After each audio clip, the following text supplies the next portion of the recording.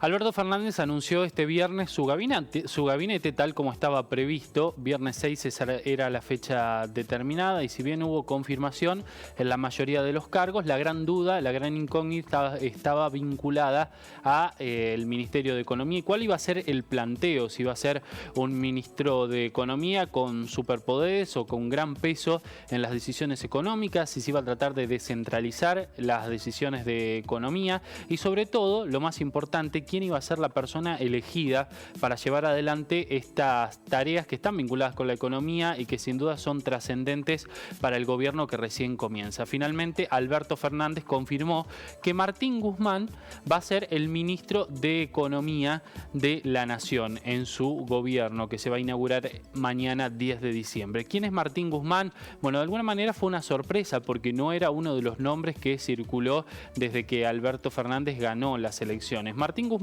es un egresado de la Universidad de Columbia y es docente además en esa Universidad de Columbia en Nueva York y trabaja con el Premio Nobel de Economía Joseph Stiglitz, que es un economista de impronta keynesiana, podríamos decir de corte más progresista, que tiene cierta vinculación o ciertas ideas que están vinculadas con lo que se conoce como la economía social de mercado.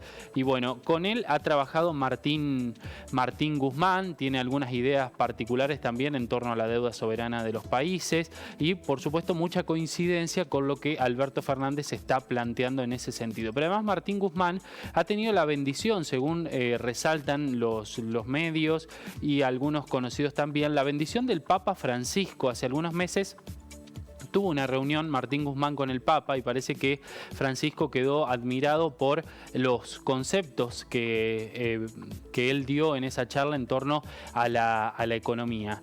En ese sentido, parece haber sido un buen nombre para Alberto Fernández, que lo convocó para que sea la persona encargada de reactivar la economía argentina, pero además encarar la negociación con los acreedores de Argentina para la deuda, que sabemos que es elevadísima y que va a ser el gran talón de Aquiles para la gestión de Alberto Fernández.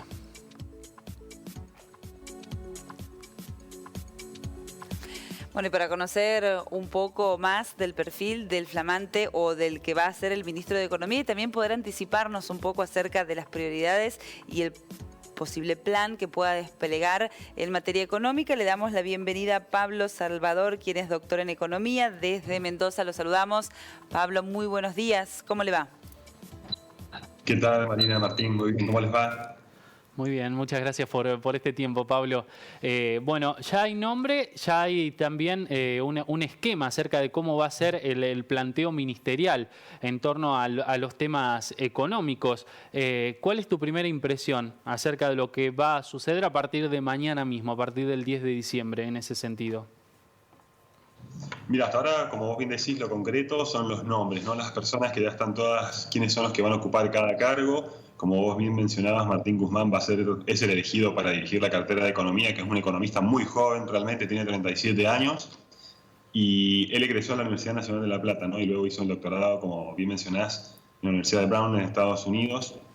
Y yo creo que esto es un buen perfil porque se habló mucho de CULFAS, ¿no? Al principio, y finalmente termina yendo a producción y desarrollo de CULFAS, y se define el gobierno Fernández por Martín Guzmán. Yo creo que es interesante el perfil que tiene Martín Guzmán porque él es investigador, ha trabajado mucho con Joseph Stiglitz y él investiga justamente sobre el tema de la deuda, ¿no? Las crisis de deuda en los países, la deuda soberana, que es la piedra más grande que va a tener que sortear el gobierno de Alberto Fernández, con lo cual eso es un buen punto. Otro buen punto también creo yo es que es una cara joven y desconocida y que no trae los vicios de la política. Recordemos que aquí muchas veces la política termina dominando la economía y en este sentido, al ser una persona joven, digamos, externa a lo que es la política, yo creo que eso es un punto a favor que tiene, ¿no?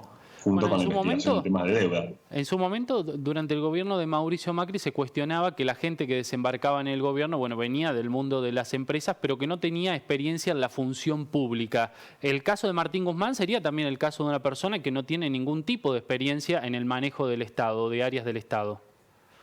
Sí, exactamente. Él tiene mucha experiencia en lo que es investigación, también experiencia en lo que es docencia, pero no tiene experiencia en la gestión pública y por ahí un poco los puntos negativos serían justamente esto, que sería como muy académico su perfil para un Ministerio de Economía de un país, ¿no? Sobre todo la necesidad o la urgencia que va a tener Argentina en los próximos años de apagar todos los fuegos que hay encendidos. Y la otra es que no tiene ese contacto con la calle, ¿no? Con los inversores, con la gente que va a tener que ir a sentarse en la mesa frente a frente. Esos son, digamos, los dos puntos un poco en contra que tiene, ¿no?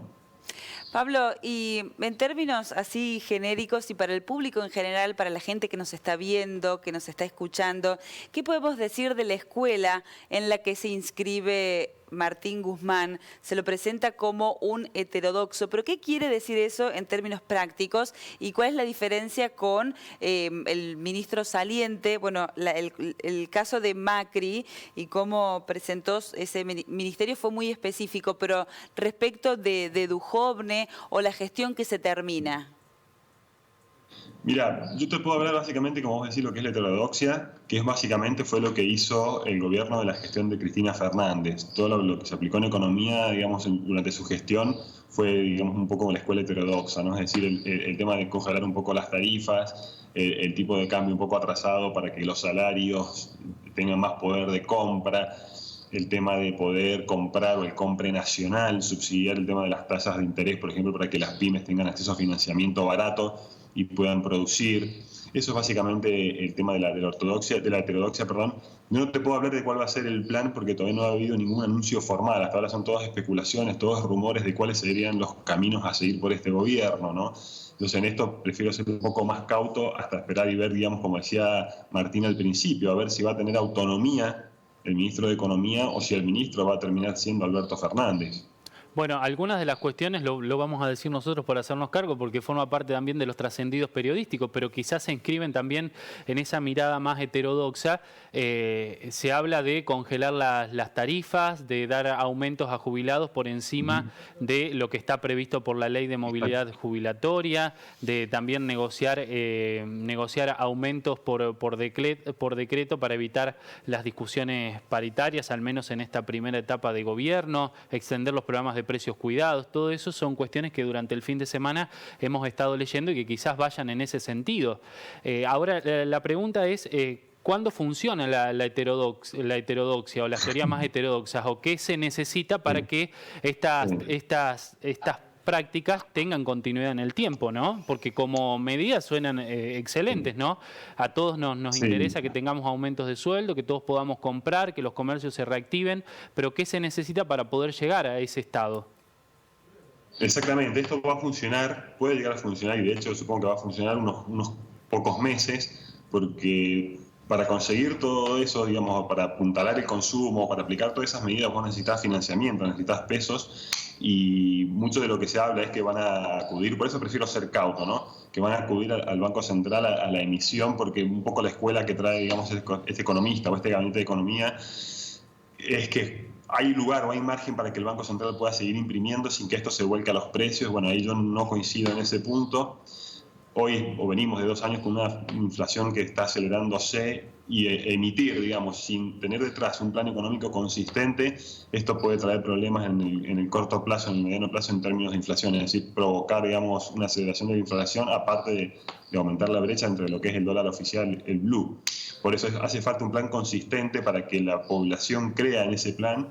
Y si este plan es consistente y creíble, sí van a tener margen para estas políticas que se están rumoreando, ¿no? Claro, la cuestión es que en Argentina se da algo particular, porque la heterodoxia o las cuestiones más ortodoxas no nos dan tanto resultado en el largo plazo, pero cuando apelamos también a las cuestiones ortodoxas o más de manual, como las que aplicó Mauricio Macri, tampoco pudimos desprendernos de una inflación altísima, de un salario degradado permanentemente, de muchas cuestiones que nos han llevado a esta crisis que estamos atravesando ahora.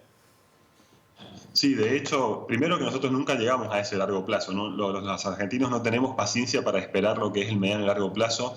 Nosotros queremos los resultados para mañana o para la semana pasada, ¿no?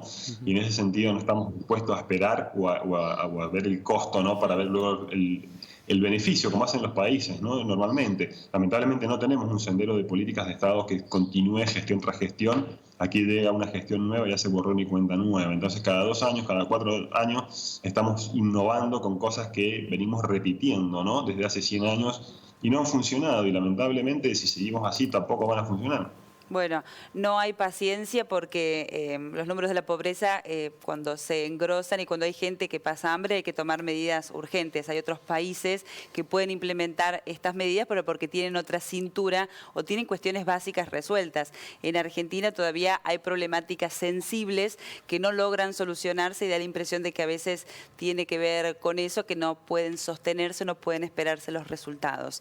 Le comentamos a la gente que cuando asuma Martín Guzmán será el ministro de Economía número 139 de nuestro país. Son 105 en realidad, pero hay 34 que han repetido. ¿Por qué?